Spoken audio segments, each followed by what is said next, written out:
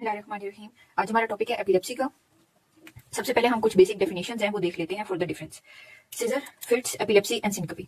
Scissor और fits जो है ये एक ही चीज होती है। अगर इसकी डेफिनेशन देखी जाए, it is sudden abnormal excessive synchronous discharge of neurons in the brain. अगर सिंपल बात की जाए, one episode of jerky movement.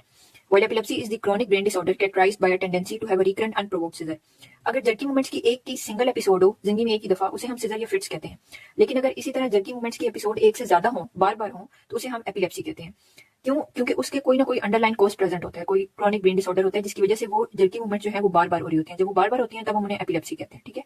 और सिनकपी क्या होती है? Syncope is the transient loss of consciousness due to global cerebral hypoperfusion. Blood flow जब कम हो जाता है, ब्रेन के टिश्यूज को प्रॉपर्ली ब्लड नहीं मिलता, ऑक्सीजन नहीं मिलती, तो उसकी वजह से लॉस ऑफ कॉन्शियसनेस होता है just for a transient period of time, तो उसे हम सिनकपी कहते हैं, ठीक है। उसके बाद एपिलेप्सी के डायग्नोस्टिक क्राइटेरिया की तरफ देख लेते हैं। जब हम एक पेशेंट को एपिलेप्टिक पेशेंट लेबल करते हैं, पहला डायग्नोस्टिक क्राइटेरिया ये है कि अगर दो या दो से ज्यादा अनप्रोवोक्ड सीजर हो जो 24 आवर्स के बाद हो, ठीक है, उन दोनों में 24 आवर्स का गैप हो, तब भी हम उसे एपिलेप्टिक कहेंगे। अगर एक अनप्रोवोक्ड सीजर हो लेकिन उसके साथ रिकरेंस का रिस्क हो और and the risk is greater than 60%। अब ये कैसे पता लगेगा कि रिकरेंस का रेट 60% से ज्यादा है? फॉर एग्जांपल, अगर तो ईईजी हमारे पास एबनॉर्मल आई है या कोई स्ट्रक्चरल ब्रेन लीजन प्रेजेंट है, तो इट्स मीन के रिकरेंस का रेट उसमें ज्यादा है। ये कंडीशन हो, साथ में वन अनप्रोवोक्ड सीजर हो, तो हम उसे भी एपिलेप्टिक कहेंगे।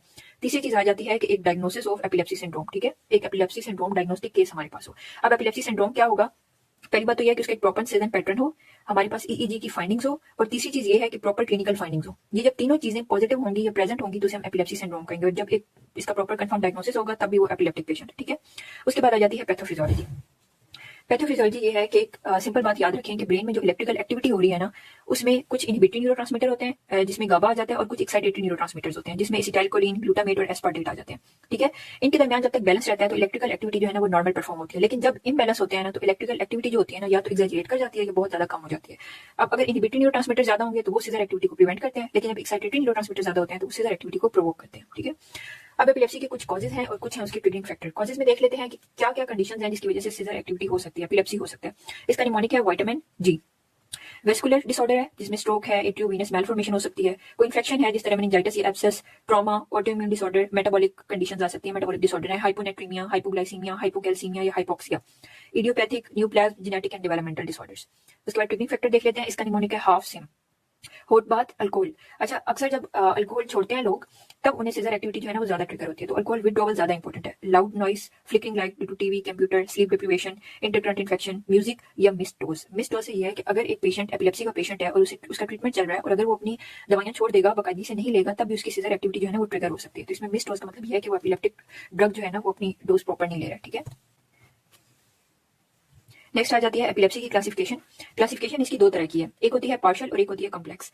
जो पार्शियल सीजर होते हैं ना उसमें उसे हम फोकल भी कहते हैं। फोकल क्यों कहते हैं? क्योंकि वो ब्रेन के एक पोर्शन को अफेक्ट करता है, ठीक है। अगर ये पूरे का पूरा ब्रेन है तो इसका कोई एक पोर्शन जो होता है ना उसकी वजह से सीजर एक्टिविटी जनरेट हो रही होती है, इस वजह से हम उसे फोकल या पार्शियल सीजर कहते हैं। और कंप्लीट या कॉम्प्लेक्स हम तब कहते हैं जब होल ब्रेन को वो अफेक्ट करे, जिसमें बोथ सेरेब्रल हेमिस्फीयर है, डिफ्यूजली कंप्लीटली इन्वॉल्व है और साइमल्टेनियसली इन्वॉल्व है, ठीक है। कोई एक पार्ट सीजर एक्टिविटी को जनरेट नहीं कर रहा और ना ही वो हो रहा है। अगर कोई एक पार्ट कर रहा होगा तो उसे फोकल कहेंगे, अगर होल ब्रेन एक्टिविटी इन्वॉल्व है तो उसे कॉम्प्लेक्स या कंप्लीट कहेंगे, ठीक है। अब इसके इंडिविजुअल सब टाइप्स देख लेते हैं। अच्छा, सबसे पहले पार्शियल सीजर देख लेते हैं। पार्शियल सीजर की तीन टाइप्स हैं, simple partial seizure, complex partial seizure and partial seizure with secondary to generalize seizure. Simple partial seizure में कुछ स्टेट्स हैं, ऑल्टर लेवल ऑफ कॉन्शियसनेस भी नहीं होगा, ऑटोमेटिज्म भी नहीं होगा और पोस्ट इक्टल कंफ्यूजन भी नहीं होगा। अब ये है क्या? ऑल्टर लेवल ऑफ कॉन्शियसनेस ये है, कुछ सीजर एक्टिविटीज ऐसी होती हैं जिसमें पेशेंट को ड्यूरिंग सीजर एक्टिविटी उसे नहीं पता होता कि क्या हो रहा है मेरे साथ।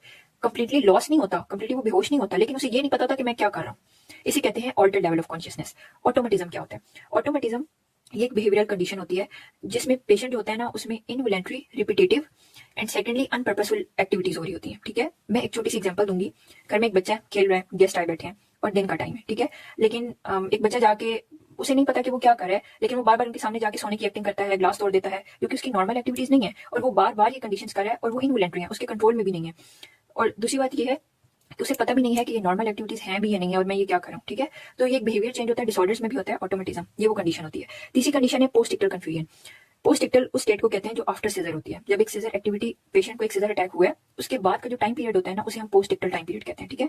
अब कुछ सीजर एक्टिविटीज ऐसी होती हैं जिसमें पोस्ट इक्टल फेज में ना पेशेंट कंफ्यूजन की स्टेट में चला जाता है, वो कंफ्यूज होता है, उसे नहीं पता होता मैं क्या कर रहा हूँ, मेरे साथ क्या हो रहा है, ठीक है। जब ये तीनों एक्टिविटीज नहीं प्रेजेंट होंगी तो उसे हम कहते हैं सिंपल पार्शियल सीजर, लेकिन अगर वो तीनों प्रेजेंट होंगी तो उसे हम कहते हैं कॉम्प्लेक्स पार्शियल सीजर, ठीक है। अब इसमें कुछ और कंडीशन भी देखेंगे। अगर पेशेंट इन कंडीशन के साथ नहीं आया और हम सिंपल पार्शियल सीजर की तरफ जाते हैं तो उसमें हमने और क्या देखना है, पेशेंट अब किन सिम्टम के साथ प्रेजेंट कर सकता है। उसमें मोटर सिम्टम भी हो सकते हैं, सेंसरी भी, ऑटोनॉमिक भी। मोटर सिम्टम में ना twitching of one limb. Twitching क्या होती है, पेशेंट ये कहेगा कि मेरी बॉडी का एक पार्ट या मेरी बॉडी का एक लिम्ब, कोई भी हो सकता है, आर्म और लेग्स, वो ना इनवॉलंटरी शेक कर रहे हैं। जिस तरह कहते हैं ना कुछ लोग की कांपने लग जाते हैं, मतलब बिल्कुल शेकिंग फेज में ना वो चले जाते हैं, ठीक है, और इनवॉलंटरी होते हैं वो बिल्कुल।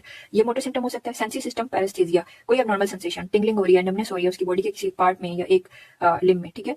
ऑटोनॉमिक सिम्टम्स में फ्लशिंग हो सकता है, रेडनेस ऑफ स्किन, स्वेटिंग के साथ आ सकता है, ठीक है। उसकी एग्जांपल है Jacksonian seizure and Todd palsy, just इनके नेम। उसके बाद आ जाते हैं कॉम्प्लेक्स सीजर की तरफ। इसमें हमने देखा था कि ये तीनों स्टेट्स तो प्रेजेंट होंगी, लेकिन इसमें एक और कंडीशन होती है, लॉस ऑफ पोस्चरल टोन। कुछ सीजर ऐसे होते हैं जिसमें लॉस ऑफ पोस्चरल टोन होती है, लेकिन इसमें ये नहीं होगा। पोस्चरल टोन क्या होती है, हमारी बॉडी के मसल्स की जो टेंशन होती है ना, जो बॉडी के मसल्स को अगेंस्ट द ग्रेविटी और विद द ग्रेविटी मूव करने में हेल्प करती है, ठीक है, उसे हम कहते हैं पोस्चरल टोन। जब पोस्चरल टोन लॉस हो जाती है ना, तो हमारे मसल्स पैसिव एक्टिव मूवमेंट नहीं कर सकते हैं, ठीक है, ना ही अलोंग द ग्रेविटी ना ही अगेंस्ट द ग्रेविटी। तो पेशेंट जो है ना वो गिर जाता है, क्योंकि उसके मसल्स अपनी एक्टिविटी नहीं परफॉर्म कर पा रहे, बिल्कुल मसल अपनी टोन लॉस कर देते हैं, तो पेशेंट गिर जाता है, वो कोलैप्स हो जाता है। इसे हम कहते हैं लॉस ऑफ पोस्चरल टोन। लेकिन यहाँ पे ऐसी कोई कंडीशन नहीं होगी, ठीक है। इसमें क्या होगा, पेशेंट अगर बैठा हुआ है या खड़ा हुआ है तो वो वैसे ही रहेगा, लेकिन क्या होगा, उसे एक तो पता नहीं होगा कि उसे हुआ क्या था, दूसरा वो कोई इनवॉलंटरी मूवमेंट कर रहा होगा, तीसरा वो पोस्ट एक्टल फेज में कंफ्यूज हो जाएगा, लेकिन पेशेंट गिरेगा नहीं, ना ही बेहोश होगा, ठीक है। इसकी एक एग्जांपल आ जाती है temporal lobe seizure. Temporal lobe seizure का एक टिपिकल क्लिनिकल फीचर होता है, उसके लिए ये वर्ड यूज हुआ है vis-a-vis, जिसका मतलब होता है ऑलरेडी सीन। पेशेंट आपके पास कंप्लेन क्या करेगा कि मेरे साथ जो अभी हुआ है ना, मैंने ये पहले देखा हुआ है। ये इसका स्पेसिफिक टिपिकल क्लिनिकल फीचर है, जिसके साथ पेशेंट ये बताता है कि मेरे साथ जो भी हुआ है ना वो मैंने पहले देखा था, ये मेरे साथ हुआ था, हत्ता कि उसे नहीं हुआ होता, लेकिन पेशेंट ये बताता है, ठीक है। उसके बाद थर्ड टाइप आ जाती है partial seizure, secondary to generalize seizure, ठीक है। इसमें क्या होता है कि इनिशियली पार्शियल सीजर की स्टेट में होता है, लेकिन वो जैसी जैसी प्रोग्रेस करता जाता है ना, तो वो जनरलाइज स्टेट में चला जाता है, ठीक है। अब नेक्स्ट आ जाती है कॉम्प्लेक्स सीजर।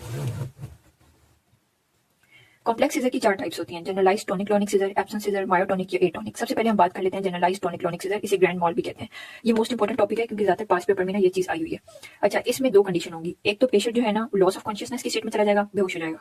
दूसरा ये loss of postural tone, patient collapse कर जाएगा, गिर जाएगा। तो ये दो चीजें अगर प्रेजेंट है तो इट्स मीन कि patient generalize tonic clonic seizure की स्टेट में, ठीक है। क्योंकि हमने पहले देखा था कि पेशेंट का लेवल ऑफ कॉन्शियसनेस अल्टर हो सकता है या नहीं हो सकता, लेकिन वो टोटली बेहोश नहीं हुआ था। इस स्टेट में पेशेंट टोटली बेहोश होता है और गिर भी जाता है, और इसमें ज्यादातर नॉकटर्नल एपिसोड्स के साथ आते हैं पेशेंट, ठीक है। अब इसकी ना कुछ फेजेस होती हैं, tonic phase, clonic phase and post ictal phase. जो टॉनिक फेज होती है ना, उसमें पेशेंट की बॉडी ना बिल्कुल टोन से याद रखिएगा, मसल टोन हो जाता है, रिजिड होगी, eye roll back, loss of consciousness, loss of postural tone and central cyanosis होगा, ठीक है। उसके बाद क्लोनिक फेज आती है, उसमें ये होता है कि बॉडी जो होती है ना, बॉडी के मसल होते हैं टोटली रिलैक्स कर जाते हैं। उसके क्या सिम्टम्स होंगे, tongue biting, urinary and faecal incontinence. ये वाले जो वर्ड्स होते हैं ना, ये सिनेरियो में अक्सर दिए हुए होते हैं, तो उससे डायग्नोसिस का पता लग जाता है कि जनरलाइज टोनिक क्लोनिक सीजर है, ठीक है। उसके बाद आ जाती है पोस्ट एक्टल फेज। इसमें पोस्ट एक्टल फेज में कंफ्यूजन, हेडेक या स्लीपी फेज में पेशेंट चला जाएगा, मतलब जब उसकी सीजर एक्टिविटी से होती है तो उसके बाद उसे नींद आने लग जाती है, सर में दर्द होता है, या वो कंफ्यूजन स्टेट में चला जाता है, ठीक है। देन सेकंड टाइप आ जाती है एब्सेंट सीजर। एब्सेंट सीजर को पेटिट मॉल भी कहते हैं। इसमें अगेन क्या होता है कि इसमें भी ऑल्टर्ड लेवल ऑफ कॉन्शियसनेस होती है, पेशेंट टोटली बेहोश नहीं होता, ना ही उसकी पोस्चरल टोन लॉस होती है, और ये ज्यादातर बच्चों में होती है, और ना ही वो पोस्ट एक्टल कंफ्यूजन स्टेट में जाता है, ठीक है।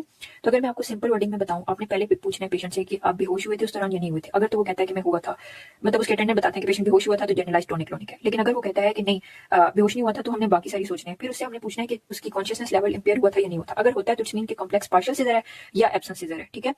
उसके बाद हमने पूछना है कि लॉस ऑफ पोस्चरल टोन था या नहीं था।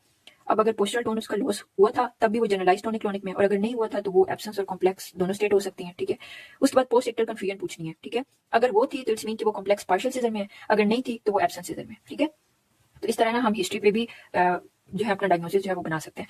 अब एब्सेंट सीजर जो होता है ना ज्यादातर बच्चों में होता है, और इसमें ये भी होता है कि ड्यूरिंग या आफ्टर सीजर जो है ना वो एमनेस्टिक एक्टिविटी में होगी। अब इसमें क्या होगा, लेट्स सपोज एक बच्चा बैठा है नॉर्मली अपना काम कर रहा है, और एकदम से ना वो ब्लैंकिंग फेज में चला जाता है, जैसे वो एक तरफ एक जगह पे देख रहा है और उसे नहीं पता वो क्या देख रहा है। क्यों? क्योंकि वो उस टाइम एब्सेंट सीजर एक्टिविटी में चला गया, और उसके बाद वो अपना काम नॉर्मल करने लग गया, ठीक है। तो मतलब उसकी पोस्ट एक्टल स्टेट जो थी ना वो भी ठीक थी बिल्कुल, ठीक है। और वो जिस कंडीशन में बैठा हुआ था वहीं था, सिटिंग पोजीशन में था, तो सिटिंग पोजीशन में था, मतलब उसकी पोस्चरल टोन भी लॉस नहीं हुई है, लेकिन उसका लेवल ऑफ कॉन्शियसनेस अल्टर हुआ है। अब इसमें आ जाती हैं दो चीजें, डे ड्रीमिंग या स्टेरिंग। अक्सर ऐसे होते हैं ना, हम बैठे होते हैं, कोई काम कर रहे होते हैं और हम डिस्ट्रैक्ट हो जाते हैं, कहीं हो जाते हैं, उस फेज को कहते हैं डे ड्रीमिंग। अब हमें कैसे पता कि पेशेंट डे ड्रीमिंग में है या स्टेरिंग फेज में, एब्सेंट सीजर में। जब डे ड्रीमिंग में एक आदमी होता है ना, हम उसे जब बुलाते हैं ना तो वो रिस्पॉन्स करता है, चाहे वो कहीं भी डिस्ट्रैक्ट होगा वो। लेकिन अगर वो सीजर एक्टिविटी में होगा ना, उस सीजर अटैक आया हुआ है और हम उसे बुलाएंगे ना तो रिस्पॉन्स नहीं कर पाएगा, ठीक है। उसे हम कहते हैं ब्लैंकली स्टेयर, कहीं ऐसी बस देख रहा है वो, ठीक है। और इसमें एक चीज है कि हाइपर वेंटिलेशन जो होती है ना वो इस फेज को ट्रिगर करती है, ठीक है। Myotonic and atonic. मायोटोनिक में ना सडन ब्रीफ मसल कॉन्ट्रैक्शन होती है, ज्यादातर इन्फेंट्स में होती है, और इसे ना वेस्ट सिंड्रोम भी इसमें एक होती है कंडीशन जिसमें ये होता है। एटोनिक है जिसमें sudden loss of postural tone होगा जस्ट फॉर फ्यू सेकंड के लिए जो है ना वो पेशेंट ऐसे गिर जाएगा बिल्कुल, just for few second 1 to 2 second, ठीक है। ये एटोनिक फेज होती है, ये बहुत कम ही आती है। उसके बाद इन्वेस्टिगेशन की तरफ आ जाते हैं। इन्वेस्टिगेशन में दो चीजें हमने करनी होती है, एक तो हमने डायग्नोसिस को कंफर्म करना है, दूसरा उसकी कॉज देखनी है। डायग्नोसिस को कंफर्म करने के लिए हम ईईजी करते हैं, लेकिन वो कुछ स्टेजेस में करते हैं। एम्बुलेटरी, स्टैंडर्ड स्लीप, ये वीडियो टेलीमेट्री है। इसमें ईईजी की एक्टिविटी के साथ साथ ना वीडियो भी रिकॉर्ड हो रही थी, इसलिए इसे वीडियो टेलीमेट्री भी कहते हैं। दूसरा हम कॉज को फाइंड आउट करने के लिए करते हैं। कुछ केसेस में स्ट्रक्चरल लीजन होते हैं, तब हमने एमआरआई या सीटी स्कैन करवाना है। मेटाबॉलिक डिसऑर्डर्स के लिए urea, electrolyte, blood glucose, LFT, serum calcium, magnesium करवाने हैं। इन्फ्लेमेटरी एंड इन्फेक्टिव केस में हम CBC, ESR, CRP, chest x-ray या सीएसएफ एग्जामिनेशन करवाते हैं। उसके बाद आ जाती है इंडिकेशंस फॉर सीटी और एमआरआई क्यों करवाना है। अगर 20 साल से ज्यादा का पेशेंट है तब उसे एपिलेप्टिक एक्टिविटी स्टार्ट हुई है, ठीक है। दूसरी चीज ये है कि हमें फोकल या पार्शियल सीजर के फीचर्स मिले हैं, क्योंकि वो भी तब होता है जब कोई स्ट्रक्चरल लीजन प्रेजेंट होता है, या ईईजी पे कोई फोकल सीजर मिल रहा है, अगेन वो भी तभी होगा जब कोई स्ट्रक्चरल लीजन प्रेजेंट होंगे, या control of seizure on medication difficult होते जा रहे हैं तब